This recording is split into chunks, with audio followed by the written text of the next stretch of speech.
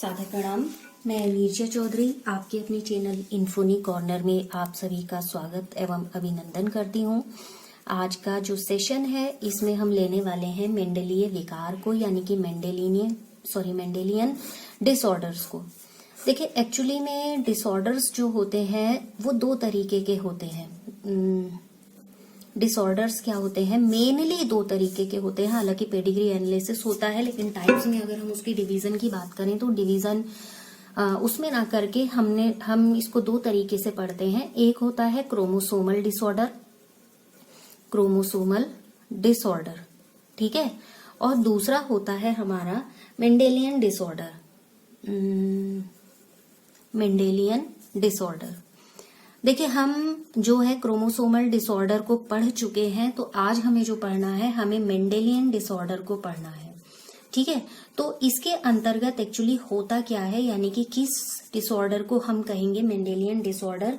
तो ये वैसे डिसऑर्डर होते हैं जिसमें कि जो सिंगल जीन है वो किसी तरीके से ट्रांसफॉर्म हो जाता है, या जिसको मैं कहूं कि उसमें किसी तरीके का म्यूटेशन हो जाता है, ठीक है। तो किसी तरीके के ट्रांसफॉर्मेशन या म्यूटेशन को निर्धारित करने का काम करते हैं जो इस तरीके के डिसऑर्डर होते हैं, जो किससे रिलेटेड होते हैं, सिंगल जीन यानी कि किसी एक जीन से रिलेटेड, ठीक है। अब क्या क्या इसके एग्जाम्पल है, क्योंकि देखिए क्वेश्चन कई बार पूछा गया है कि जैसे हीमोफीलिया से ही रिलेटेड था, तो मैं इसलिए उसको यहाँ पर डिस्क्राइब कर ले रही हूँ। उसमें क्वेश्चन पूछा गया था कि 1 2 3 4 ऐसे करके जो ऑप्शंस होते हैं वो है, और उसमें लिखा था कि इनमें से मेंडेलीय विकार कौन सा है, ठीक है। तो उसमें हीमोफीलिया करेक्ट ऑप्शन था। तो एग्जाम्पल में मैं सबसे पहले हीमोफीलिया को ही लिख रही हूँ, यानी कि जो मेंडेलियन डिसऑर्डर है उनमें कौन कौन से एग्जाम्पल हैं, हीमोफीलिया। फिर है दूसरा सिस्टिक फाइब्रोसिस। अगला है सिकल सेल एनीमिया को बहुत ढंग से पढ़िएगा, इससे रिलेटेड क्वेश्चन कई बार आ जाता है। सिकल सेल एनीमिया, क्योंकि हम पहले भी पढ़ चुके हैं यहाँ डिसऑर्डर, जब म्यूटेशन हमने पढ़ा था उसको, ठीक है। कलर ब्लाइंडनेस, यानी कि वर्णांधता जिसको कहा जाता है हिंदी में, कलर ब्लाइंडनेस। फिर एग्जाम्पल है इसमें फिनाइल कीटो न्यूरिया, ठीक। और अगला आपका आता है थैलीसीमिया। देखिए, इसमें जो ये कुछ क्वेश्चन है ना, जब हम पढ़ेंगे जो आनुवांशिक रोग होते हैं, तो आनुवांशिक रोग के एग्जाम्पल करके भी क्वेश्चन पूछा जा सकता है कि इनमें से कौन सा रोग आनुवांशिक है। जैसे हीमोफीलिया, सिकल सेल एनीमिया है, या आपका ये कलर ब्लाइंडनेस है, थैलीसीमिया है। इसलिए मैं बोल रही हूँ उनको कि ये ध्यान में रखिएगा, स्पेशली इनसे रिलेटेड क्वेश्चंस पूछे जाते हैं, इंपॉर्टेंट सेक्शन रहता है ये।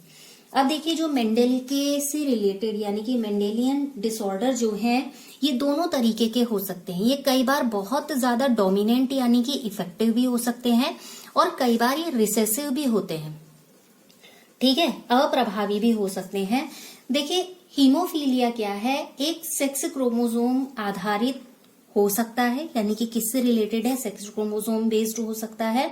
तो हीमोफीलिया को ही हम पहले एक बार डिटेल कर लेते हैं कि हीमोफीलिया होता क्या है। हीमोफीलिया, गलत मात्रा लगा दी मैंने, ठीक है। हीमोफीलिया क्या होता है, ये क्या है, सेक्स लिंक्ड कैरेक्टर है, ठीक है, जो एक, जैसे अभी कहा कि जेनेटिक डिजीज में आता है, तो ये एक जेनेटिक बीमारी है, जेनेटिक रोग है, और जो एक पीढ़ी से दूसरी पीढ़ी में जाता है। ये पूरा एक क्रॉसिंग होती है, जिसमें कई केसेस होते हैं, जैसे कि जो फादर है, मान लीजिए वो हीमोफिलिक है, मदर जो है वो कैरियर है, तो ऑफ स्प्रिंग में क्या चांसेस होते हैं, या मदर नॉर्मल है, या इस तरीके के कुछ क्रॉसिंग्स है जिनमें कंडीशनल उनको पढ़ते हैं, वो आगे पढ़ेंगे। फिलहाल अभी हीमोफीलिया जनरली क्या है उसको जान लेते हैं। तो कई बार क्वेश्चन आएगा, आनुवांशिक रोग कौन कौन से हैं उन्हें बताइए। तो मेंडेलियन डिसऑर्डर और आनुवांशिक रोग जिसकी हम बात कर रहे हैं वो क्या होंगे, यही होंगे, ठीक है। दूसरी चीज, ये क्या होता है हीमोफीलिया में? हीमोफीलिया में जो ब्लड क्लॉटिंग होती है वो ब्लड क्लॉटिंग बहुत देर से होती है। जिसको हीमोफीलिया होता है वो ब्लड क्लॉटिंग क्या होती है, देर से होती है। जनरली क्या होता है 4 to 5 मिनट ब्लड की क्लॉटिंग हो जाती है जनरल पर्सन में, लेकिन हीमोफीलिया से ग्रसित व्यक्ति को ये क्लॉटिंग देर में होती है, खून बहता रहता है। तो ऐसी स्थिति में क्या होता है कि जो हीमोफिलिक पर्सन होता है, अगर थोड़ी भी चोट लग जाती है तो कई बार वो थोड़ी सी चोट भी इस व्यक्ति के लिए डेथ केस के फॉर्म में कन्वर्ट हो सकती है। तो ऐसे व्यक्ति का, यानी कि इस बीमारी का फिलहाल रिसेंटली कहें तो कोई ट्रीटमेंट नहीं है, केवल हम क्या कर सकते हैं, ब्लड ट्रांसफ्यूजन कर सकते हैं कि जितना उसका ब्लड लॉस हुआ है वो उसे ट्रांसफ्यूजन के थ्रू दिया जा सके। ठीक है। अब हीमोफीलिया जो है इसे ब्लीडर्स रोग भी कहा जाता है। ब्लीडर्स समझ ही रहे हैं, ब्लड से ही बना हुआ। अगर मैं इसको ऐसे ही लिखूं ब्लीडर्स, एक्चुअली हमारे कुछ जो व्यूवर हैं वो हिंदी मीडियम वाले रहते हैं, तो इसलिए दोनों टर्मिनोलॉजी का यूज करने की पूरी कोशिश करते हैं। अब एक और एग्जाम्पल यहाँ पर इससे रिलेटेड बात करेंगे, वो ये है कि जो महारानी विक्टोरिया है, महारानी विक्टोरिया की अगर पेडिग्री एनालिसिस किया गया तो पेडिग्री एनालिसिस में बहुत से हीमोफीलिया से जो ग्रसित थे, उनके जितनी भी एंसेस्ट्री थी या उनके जो वंशज थे, उनमें ये क्या था, रोग था, यानी कि हीमोफीलिया था। ठीक है। इसे रॉयल डिजीज भी कहा जाता है। इसका ये जो दूसरा नाम है रॉयल डिजीज इसलिए कहा जाता है क्योंकि ये रॉयल फैमिली से रिलेटेड है, और जो उसमें महारानी विक्टोरिया थी वो महारानी विक्टोरिया खुद इस रोग की वाहक थी या कैरियर थी। ठीक है। तो हीमोफीलिया ए और बी दो तरीके का होता है, हीमोफीलिया ए और हीमोफीलिया बी। हीमोफीलिया एक एंटी हीमोफिलिक ग्लोबुलिन होता है, और एंटी हीमोफिलिक ग्लोबुलिन की कमी की वजह से जो जिस प्रकार का हीमोफीलिया होता है उसे कहा जाता है हीमोफीलिया ए। अब दूसरी बात, हीमोफीलिया बी क्या होता है? हीमोफीलिया बी में प्लाज्मा में थ्रोम्बोप्लास्टिन की कमी हो जाती है। ये किसकी कमी हो जाती है? थ्रोम्बोप्लास्टिन की कमी की वजह से ये रोग, जब थ्रोम्बोप्लास्टिन की कमी होगी और हीमोफीलिया है तो वो टाइप बी हीमोफीलिया है। और अगर यहाँ पर एंटी हीमोफिलिक ग्लोबुलिन की कमी हो जाएगी तो जब ये ग्लोबुलिन की कमी हो रही है तो इट मीन्स वो कैसा है, हीमोफीलिया ए टाइप का है। ठीक है। अब बात करते हैं sickle cell anaemia. Sickle cell anaemia क्या है? देखिए सिकल सेल एनीमिया में, sickle cell anaemia, sickle cell anaemia क्या है? एक तरीके का नॉन सेक्सुअल क्रोमोसोम जो होता है वो उससे लिंक्ड और एक ऐसा कैरेक्टर है जो रिसेसिव है या जो अप्रभावी है, और जो पेरेंट से नेक्स्ट जेनरेशन में तभी एंटर करेगा जबकि दोनों, यानी कि मदर और फादर दोनों इसके लिए क्या काम करें, कैरियर का काम करें।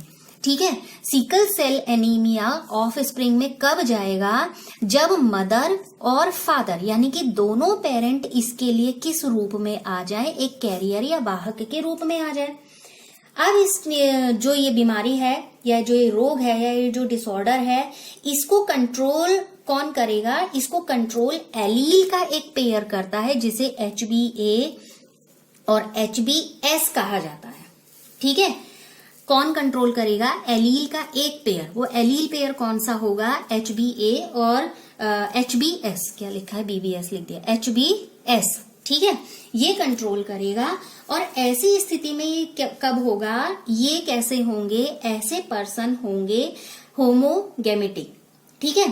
अब जो हेट्रोगेमेटिक होगा, जैसे HbA और HbS की हमने बात की, होमोगेमेटिक कब होगा? ये कैसा हुआ? ये तो हेट्रोगेमेटिक हुआ।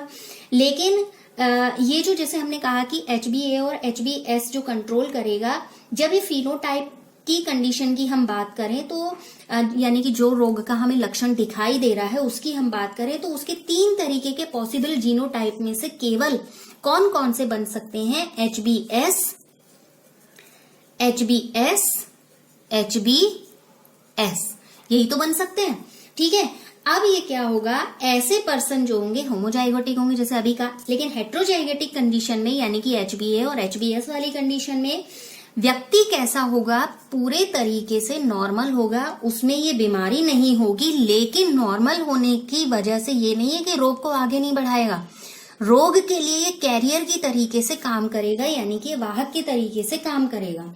तो जब म्यूटेशन जीन होता है यानी कि म्यूटेंट जीन होता है, म्यूटेंट जीन के ऑफ स्प्रिंग में पहुंचने की कितनी पॉसिबिलिटी हुई, उसकी पॉसिबिलिटी हुई 50% की, यानी कि 50%।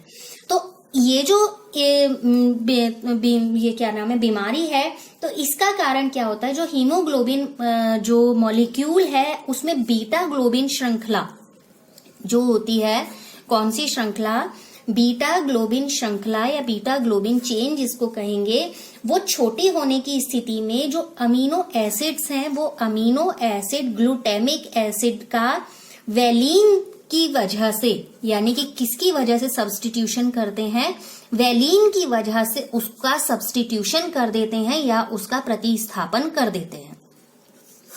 आगे बात समझ। अब ग्लोबुलिन प्रोटीन जो है वो ग्लोबुलिन प्रोटीन में अमीनो अम्ल का जो सब्स्टिट्यूशन कर रहा है वो कौन कर रहा है, बीटा ग्लोबिन जीन कर रहा है। और बीटा ग्लोबिन जीन का छठे कोडॉन में, ध्यान दीजिएगा कौन से कोडॉन में, छठे कोडॉन में GAG का किसमें कन्वर्जन हो जा रहा है, GUG में कन्वर्जन हो जा रहा है, मीन्स इसमें सब्स्टिट्यूशन हो जा रहा है, प्रतिस्थापन हो जा रहा है। ठीक है। अब जब म्यूटेशन की बात करें तो म्यूटेशन जो भी म्यूटेंट हीमोग्लोबिन मॉलिक्यूल में की बात करते हैं वो क्या हो जाएगा, पॉलीमराइज हो जाएगा, यानी कि उसका बहुलीकरण हो जाएगा, उसका पॉलीमराइजेशन हो जाएगा, और जिसकी वजह से RBC का आकार यानी कि रेड ब्लड कार्पसल्स का आकार कैसा हो जाएगा, द्विअवतल बाई कॉनकेव। ठीक है, तो कैसा हो जाएगा, द्विअवतल हो जाएगा, और द्विअवतल की वजह से ये एक इमेज में बदल जाएगा, और इमेज में बदलने के बाद ये कैसा हो जाता है, एक हंसिए के तरीके से हो जाता है। किस तरीके से हो जाता है, हंसिए के तरीके से हो जाता है। अब हंसिए को अंग्रेजी में क्या कहते हैं मुझे नहीं आ रहा है इस समय यार, तो हंसिया आप समझ गए, जो काटने के लिए यूज होता है। ठीक है, अब अगली बात करते हैं जो तीसरा है, ये है हमारा फिनाइल कीटोन्यूरिया। फिनाइल कीटोन्यूरिया, इसमें क्या होता है कि जो फिनाइल एलेनिन होता है उसमें अमीनो अम्ल को टायरोसिन में, ठीक है, किसमें, टायरोसिन अमीन्स एसिड में बदलने के लिए जरूरी एक एंजाइम की कमी हो जाती है, यानी कि जो उसके कन्वर्जन के लिए एक एंजाइम चाहिए उसकी कमी हो जाएगी। तो उसकी कमी की वजह से क्या होगा, यहाँ पर फिनाइल एलेनिन इकट्ठा होना शुरू हो जाता है। ठीक है, फिनाइल एलेनिन इकट्ठा होना शुरू हो जाएगा, और उस इकट्ठे होने की वजह से जो फिनाइल पायरुविक एसिड है और उसके कुछ और डेरिवेटिव्स हैं वो उसमें चेंज होता चला जाएगा। देखिए अब इकट्ठा हो रहा है, लेकिन वो वहां से जाना है, किस फॉर्म में जाएगा, वो वहां से पायरुविक एसिड फॉर्म में चला जाएगा, या जो उसके अदर डेरिवेटिव्स हैं उस फॉर्म में वो क्या हो जाएगा, चेंज होता चला जाता है।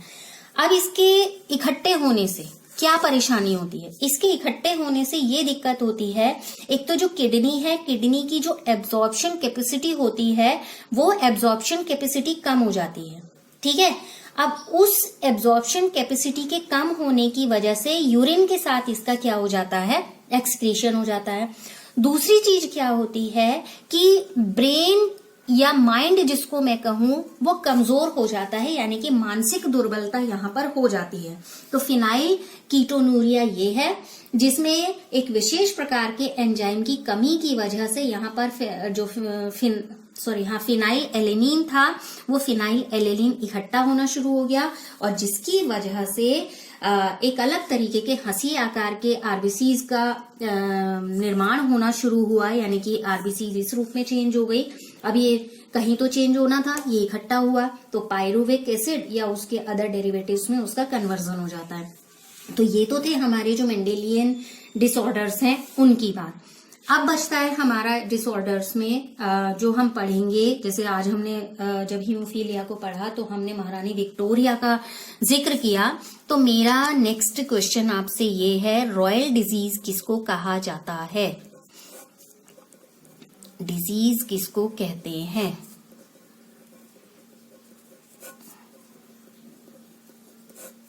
ठीक है, तो फिलहाल के सेशन में इतना ही। नेक्स्ट सेशन में आपसे जल्दी मिलेंगे। तब तक के लिए लगातार साथ बने रहें, इन्फोनी कॉर्नर देखते रहें। आप सभी का साथ बने रहने के लिए बहुत बहुत धन्यवाद।